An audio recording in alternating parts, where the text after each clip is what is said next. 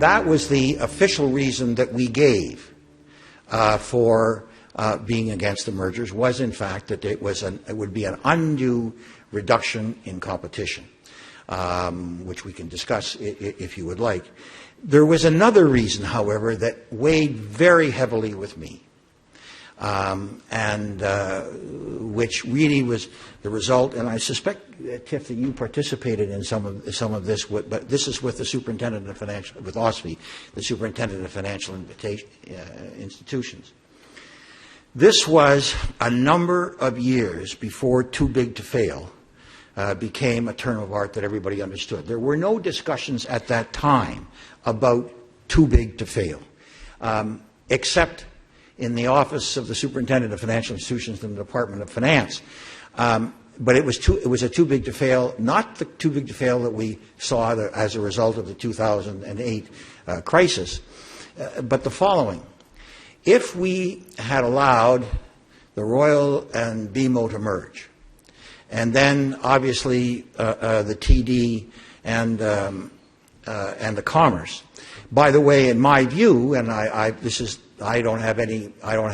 no grounds for saying this, but it was my view that while the Commerce actually was a strong proponent, that TD did it as a defensive measure, that they did not want to be caught out by the merger of the other two. You're nodding. You think that's right.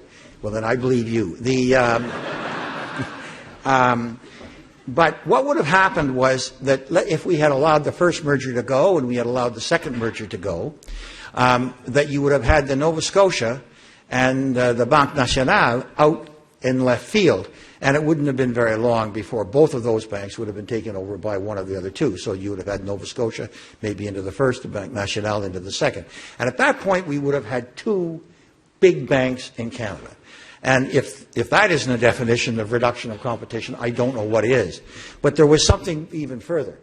The problem was that if at that point either of those two banks had gotten themselves into difficulty, now we were not prophets. We did not project what was going to happen a number of years later, when all of these big banks that were too large to manage got into the difficulty they were. But the problem is, if you had only two big Canadian banks and one of them gets into trouble, the alternative would be a takeover, probably by the United States.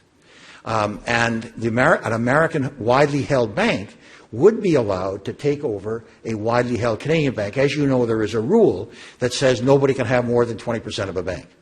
And so no individual group can take control. But that would not have stopped a widely held financial institution from, say, the United States from taking over one of these two Canadian banks. And in fact, that might have been the only alternative, because how else do you rescue a financial institution of that massive size in a country the size of Canada? That itself, in my opinion, if there was any doubt about the reduction of competition, which I don't think there would have been, that myself, as far as I was concerned, would have certainly tipped the balance against the mergers. And as a result, we said no.